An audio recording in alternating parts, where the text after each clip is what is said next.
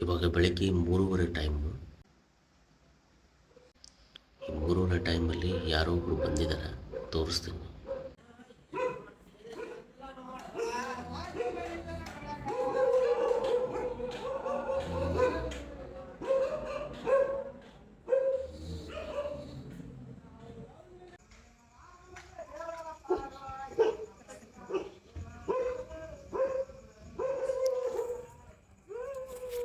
ಇವರಿಗೆ ಕಾಡಿಸಿದ್ರು ಅಥವಾ ಸುಡುಗಾಡಿಸಿದ್ರು ಅಂತ ಕರೀತಾರೆ.